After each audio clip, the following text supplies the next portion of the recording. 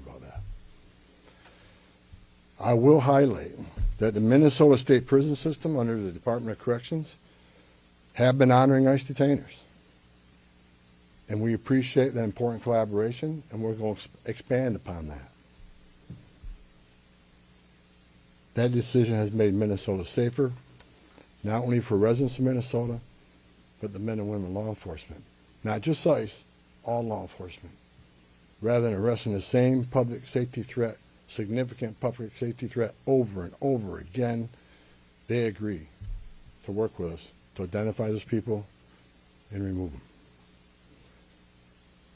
I'm also pleased to announce I had a very good meeting with Attorney General Ellison, and he has clarified for me that county jails may notify ICE of the release dates of criminal public safety risks so ICE can take custody of them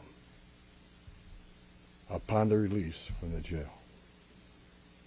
And let me tell you why that's important. I know people are a lot concerned about the manpower has been set in law enforcement manpower. Look, I've said this many times before. I've said it for the last several years. Give us access to the illegal alien public safety threat and the safety and security of a jail. It's common sense. It's safer for the community, it's safer for the agent, and it's safer for the alien. Because anything can happen on a street arrest. It just makes common sense. And for the people that argue, well, we're a welcoming community because we want victims and witnesses of crime that are here illegally to feel safe to come to police without fear they're working with ICE, we're not going to talk to the victim and witness of crime. There's no problem there. They should feel safe to come to the police and ask for help. All we want is to talk to the person that local and state law enforcement authorities locked in a jail cell. They chose to lock this person up.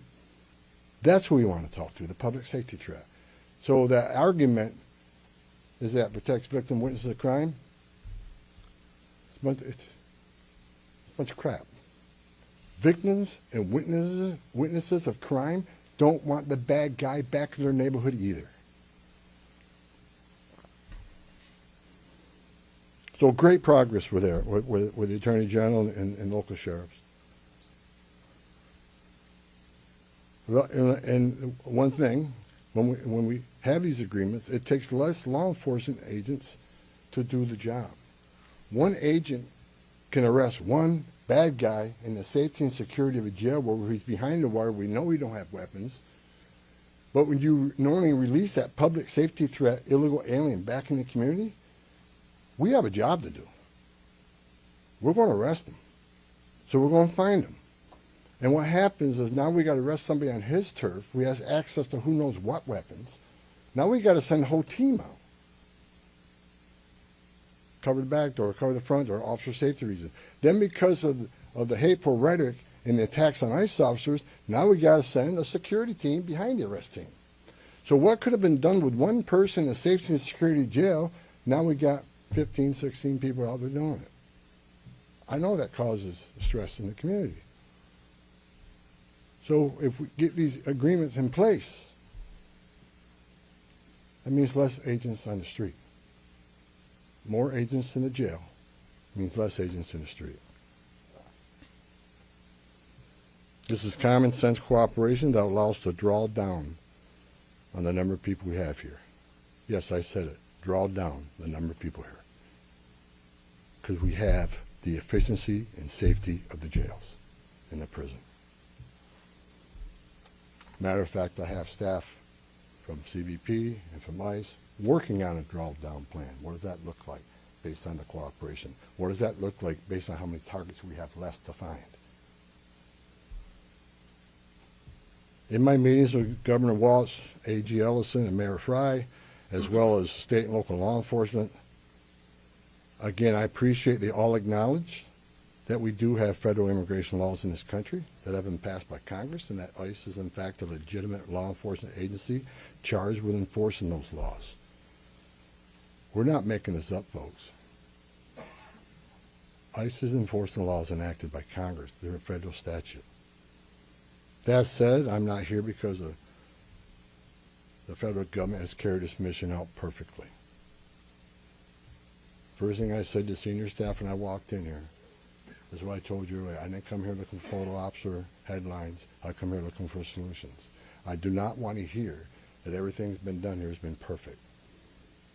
Nothing's ever perfect. Anything can be improved on. And what we've been working on is making this operation safer, more efficient, by the book. The mission is going to improve because of the changes we're making internally. No agency or organization is perfect. President Trump and I, along with others in the administration, have recognized that certain improvements could and should be made. That's exactly what I'm doing here. As such, in meetings I've had with federal law enforcement managers, including ICE and CBP and other federal partners, as well as state and local officials, I have conveyed the President's expectations with regard to federal immigration enforcement efforts. We will conduct targeted enforcement operations. Targeted. What we've done for decades. When we hit the streets, we know exactly who we're looking for. Good idea where we may find them. You have a criminal history. You have their immigration history. A lot of information about this person that we get from numerous databases out there. Targeted, strategic enforcement operations. That's traditionally been the case, and that's where we're going. That's what we're going to continue to do and improve upon that. With a prioritization on public safety threats. I want to be clear. I don't read a lot of social media. I don't read a lot of media. I don't believe half what I see. We are not surrendering the President's mission in immigration enforcement. Let's make that clear. Prioritization of criminal aliens doesn't mean that we forget about everybody else. That's just simply ridiculous. But when you have a criminal standing here and a non-criminal standing there, that criminal always should be targeted first because he's a significant concern to the safety and security of the community. By and large, for decades, ICE and CBP have carried out their duties with integrity, professionalism, and compassion. That remains the expectation under President Trump, and I will, hold our agents and officers to that standard. I'm almost done, then Tom can be Tom. As far as the agitators, that said, I want to reiterate and make very clear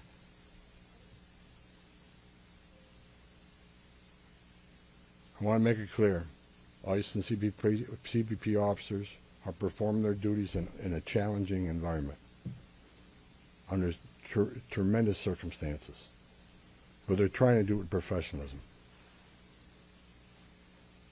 If they don't, they'll be dealt with. Like any other federal agency, we have standards of conduct. They are sworn law enforcement officers working tirelessly to enforce our country's border security and immigration laws, protecting the interests of our country and preventing dangerous people from walking the streets of this nation when they're not supposed to be here to begin with.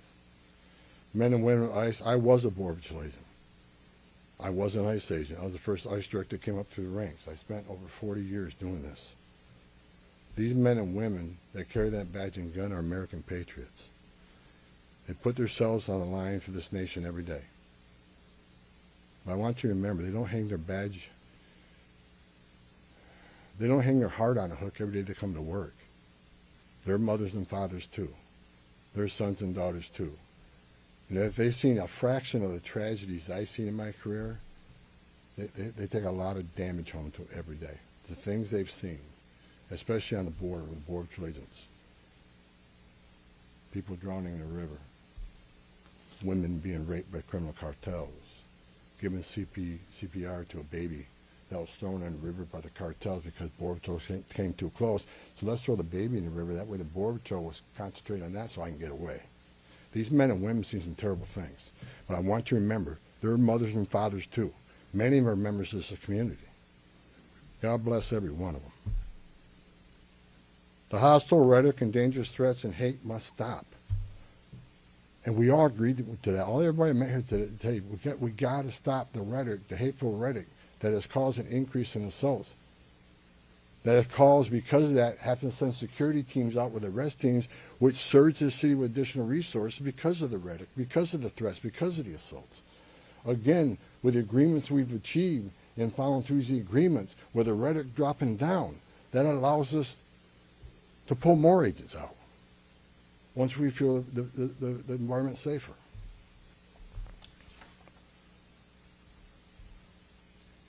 I begged for the last 2 months on TV for the rhetoric to stop. I said in March, if the rhetoric didn't stop, there's going to be bloodshed. And there has been. I wish I wasn't right. I don't want to see anybody die. Not officers, not members of the community, and not the targets of our operations.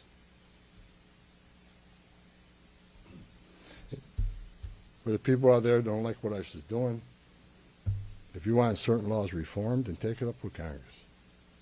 Again, ICE is making this up. They're enforcing laws enacted by Congress and signed by the President. The same laws have been on the books for the last 6 presidents I worked for.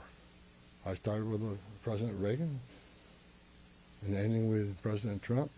Every administration, we enforce the same laws. If you don't like what ICE is doing, instead of protesting this building, go protest Congress. Tell me you want changes. If you have your First Amendment rights, I support that. You have the right to protest. I'm just asking you to keep it peaceful. But threatening law enforcement officers, engaging in impeding and obstruction and assault is never okay. And there will be zero tolerance. You interfere, impede, assault ICE officers, you will be arrested. Like I said a bit earlier in my meetings with Governor Walton, Ellison, and Frey, as well as state and local law enforcement, I appreciate they acknowledge this, that public safety should be paramount. The chiefs I've talked to committed to responding to 911 calls when protesters turn violent, agents are in a dangerous situation, and there's assaults. They have committed to upholding public safety and responding to the needs, not to enforce immigration law, but to keep the peace. With that, I call upon those officials to stand shoulder to shoulder with us to tone down the dangerous rhetoric and condemn all unlawful action against law enforcement in the community. There are many ways your voice can be heard, express your feelings, and affect change in the country without crossing that line. Political and other disagreements in this realm should not be at the expense of public safety or the safety of federal law enforcement officers. In closing, I want to thank the state and local officials here in Minnesota that I met with and the many I'm going to meet with. We've had meaningful dialogue. And look, again, we didn't agree on everything, but we agreed on the things I just talked about. There's much more we can do. And I'm going to continue this dialogue. I got many more community leaders to talk to. I got many more sheriffs to meet. President Trump wants this fixed. And I'm going to fix it. With your help. I want to thank President Trump for his unwavering commitment to public safety and prosperity of every American. Under the President's leadership, we have the most secure border in the history of this nation, which means less women are being raped, less children are dying crossing that border, less fentanyl is getting in this country to kill Americans, less known suspected terrorists are crossing that country. And we don't have 2 million unknown gotaways. We don't know who the hell they are. A secure border, we have stronger national security. A secure border saves lives. When 96% less people come in, how many women aren't being sexually assaulted by members of the cartel? How many people aren't dying making that journey? How many Americans aren't dying of fentanyl overdoses? How many women and children aren't being sex trafficked in this nation? The data proves it. Anybody can find that data. So God bless this great nation. God bless Minnesota. We can do better. And I thank your local and state leaders meeting with me, we made some significant gains, significant coordination and cooperation, and you're going to see some massive changes occurring here in this city. Thank you. Can you clarify Mr. rules of engagement Hold on? on, right here. Thank you so much. Mr. Homan, Giovanna Delorto with the Associated Press. Based on how you have described these changes in the mission, can you be more specific about the objectives of Operation Metro Surge?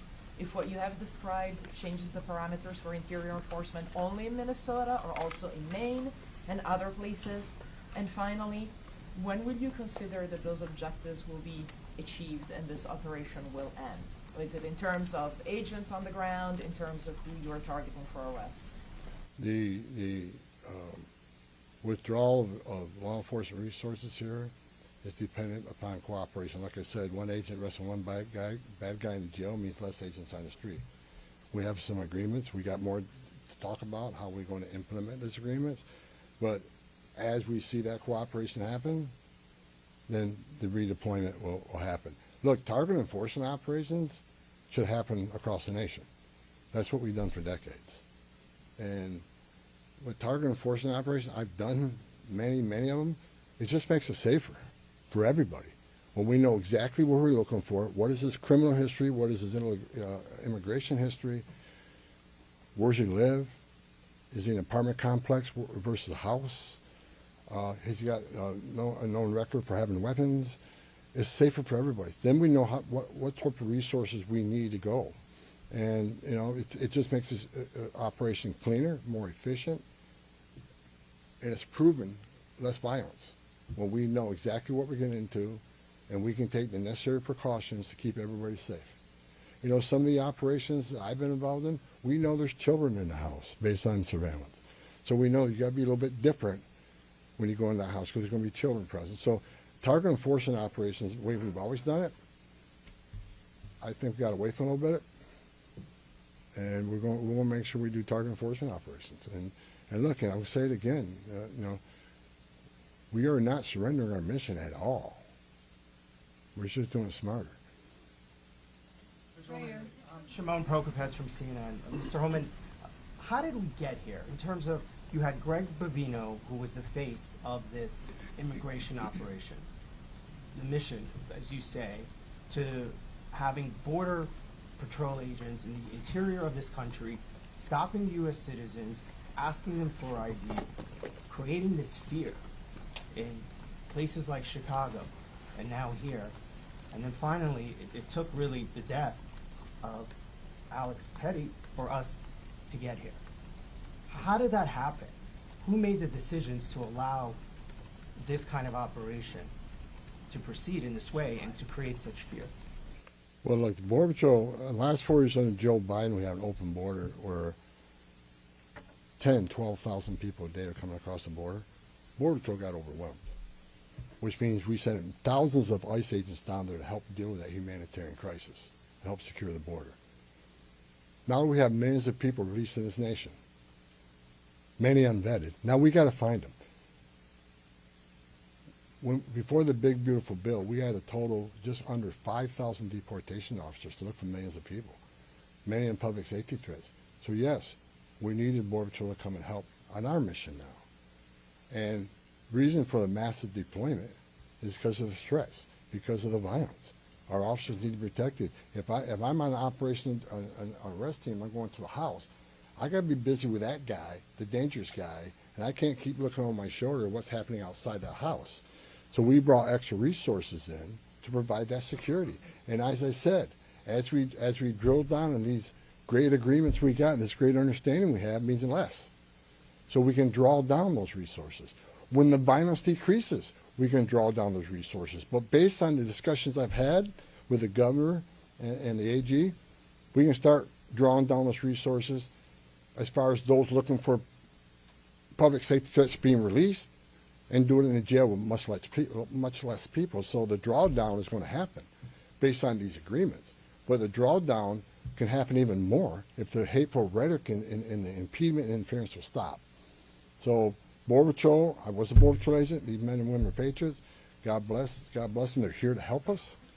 And the drawdown will come soon, depending on when this actually, I see this in play. But the agreements to have a loan is going to cause a significant drawdown. So you're going to see a drawdown. Ben, go ahead. Just on a No, personal, go ahead, Ben. you've been doing this Ben, for go 40 ahead. years. Just a Tom Homan. follow-up. Ben, go ahead. No. First off, Ben Burkbaum, Real America's Voice News. On behalf of the American people, I just want to say thank you to you and to all of the agents that are putting their lives on the line to go after the people that were allowed in the last administration. We watched that happen in the media, the honest media, covered up by many of the media that are behind me. We want to say thank you, and to all the men and women that are out there. Can you talk to us about what's being done with the leadership on these signal chats, on these WhatsApp chats that are organizing the attacks against you, the obstruction against you? Are we going to be arresting those individuals as well? And to the folks out there in America that voted for this, that want mass deportations because they saw a mass invasion under Joe Biden, what would you say to them? How are we going to get to that point? Well, first of all, about the organization and the funding of the attacks on ICE. I'm not going to answer a lot about that because I'm not going to show our hand, but they'll be held accountable. Justice is coming. Again, we got to all remember why the questions from CNN, why are we here? What started this? 4 years of an open border, where millions of people are letting this country unvetted. Remember, let's not forget, for 4 years we were told the border's secure. 4 years we were told the border's secure, and we all knew it wasn't. And I want this to be a positive thing we're doing here today. I also want to remember the politicians are continually attacking us. Where were they the last 4 years when the number of women and children sex trafficking went all-time high? Where were they when 250,000 Americans died from fentanyl coming across the border? Where were they when women and children are dying making that journey? Where were they where over 4,000 aliens making that journey died, historic record? Where were they? Not a word. Now we're just trying to respond to what happened the last 4 years and keeping this country safe. And we're arresting a lot of public safety threats, take them off the streets, which make this country safer. President Trump promised to make this country safe again, and that's what we're doing.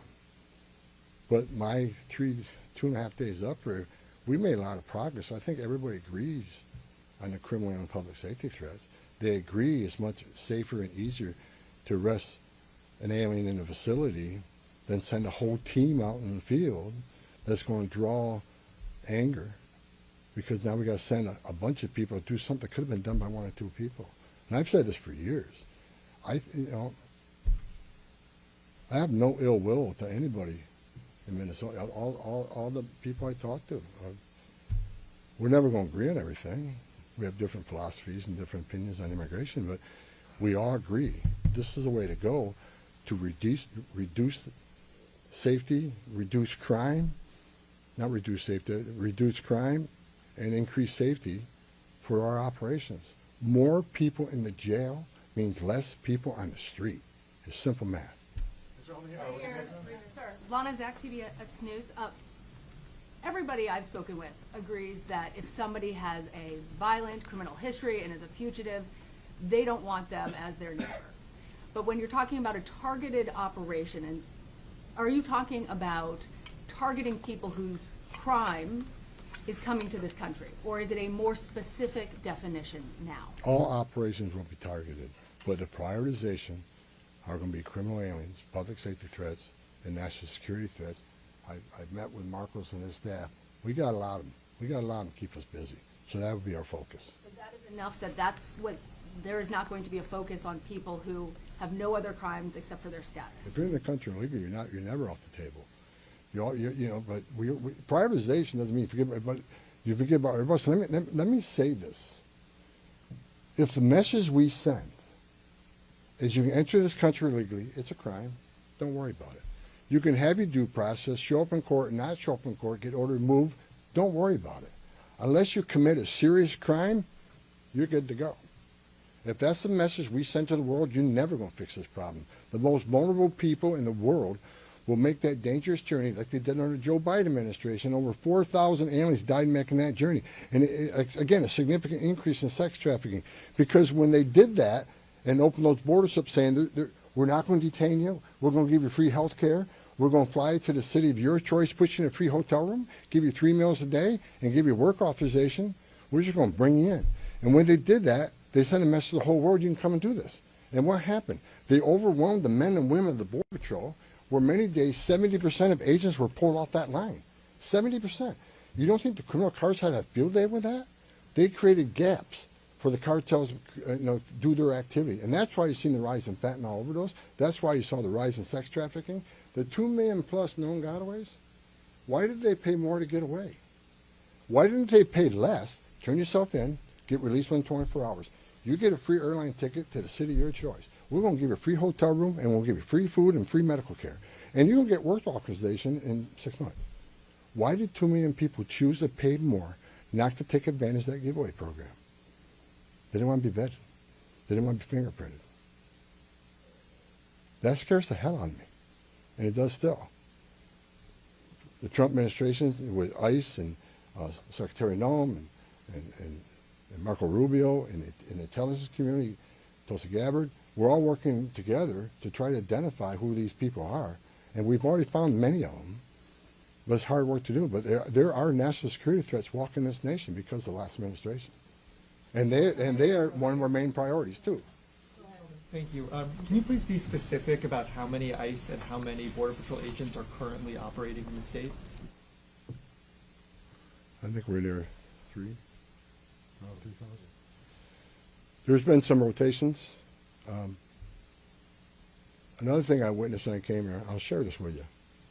I met with a lot of people, a lot of the agents.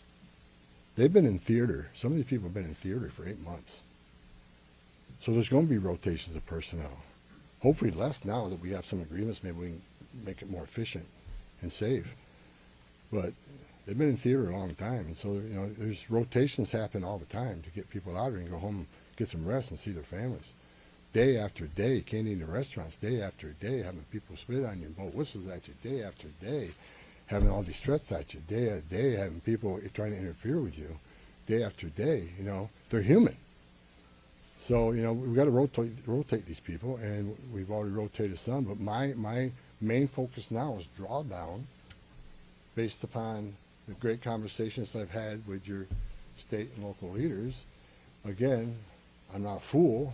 I'm not walking away without seeing this put in place. But I take the word of the people I met with. I think they're honest, and I think they're good brokers, that they want public safety protected, and they also want what's happening in the city to go away. And that's my goal. Last question in the back. Muller Newsmax. The new video of Alex Pretti is now circulating. Your reaction to that, and do you think law enforcement could have played a role if, let's say, Minneapolis police were able to respond to that? Have those top law enforcement officials said they'll help or do anything to help these agents who are out here? I'm not going to comment on any of these shootings. I said from day one, I said on any of these shootings, as a career law enforcement officer, we'll let the investigation roll out, let the investigation play out, and let it go where it goes. I'm not going to come out and make any comments that I think is right, wrong. Do I have an opinion? Yeah, my personal opinion, but I'm not going to share that with you. I'm going to tell you, let the investigation play out and see where it goes. But again, the president, one of the words he said to me when I came up here, he said he didn't want to see anybody die. The less interference, the less rhetoric, the less, I have buried Border Patrol agents and I buried ICE agents throughout my career, and the saddest thing I've ever done is hold hand a folded flag to a wife or a child. I don't want to see anybody die, even the people we're looking for. I don't want to see anybody die. And despite what people think of Tom Homan, I say a prayer every night that everybody goes home safe. This isn't good. But I think my conversations the last 2.5 days are leading us to a safer community, let ICE officers operate in the safety and security of a jail more than on the street.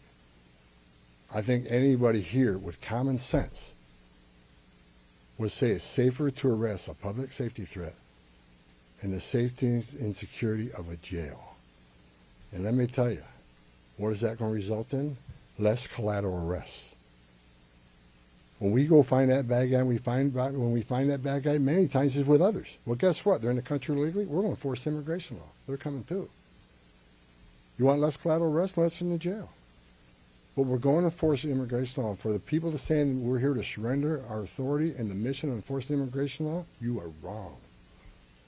We're going to do target enforcement operations, and we're going to prioritize the public safety threats and national security threats. That is what we're here to do.